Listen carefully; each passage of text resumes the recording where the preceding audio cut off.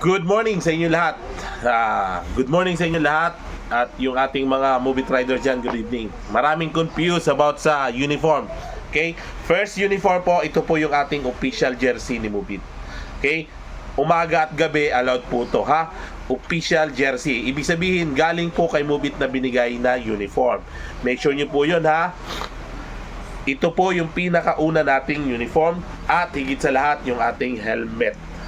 Kailangan po meron tayong helmet ni Movit.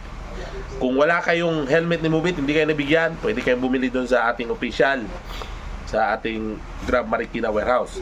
Kung wala, meron kayong cover na nabigay sa inyo ng helmet cover, pwede nyo pong ilagay po yung helmet cover sa ating helmet para allowed po yon. Okay? Yun po, ha? Official jersey. Make sure official jersey pagka walang vest. Ito po yung ating first uniform. Good po tayo with ating helmet ni Movit.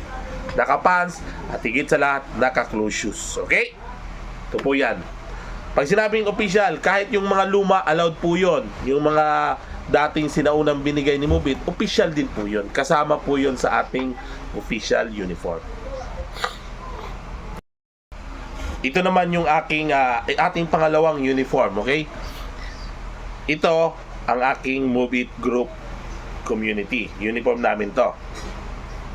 Allowed lang ito gamitin pag meron kang vest.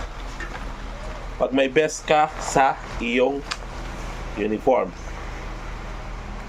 Yan. Mapa-old model man ng vest basta galing kay Movit, allowed po yon. Tapos jersey ng aming uniform or jersey na nabibili sa online, allowed din po yon. Or any kind of arm sleeve na itim or pula, allowed din po yon. Then allowed din po yung mga jersey group nyo, basta laging merong vest at higit sa lahat yung ating Movit helmet. Okay, make sure nyo meron kayong Movit helmet. Kung wala ulit, helmet cover. Pwede yung ilagay sa inyong helmet cover para at least complete uniform pa rin kayo. Pwede ito sa umaga, pwede rin itong sa gabi. Pero advice ko nito, sa gabi nyo lang po isuot yung ating vest kasi mainit talaga siya. Okay? God bless you. Ingat.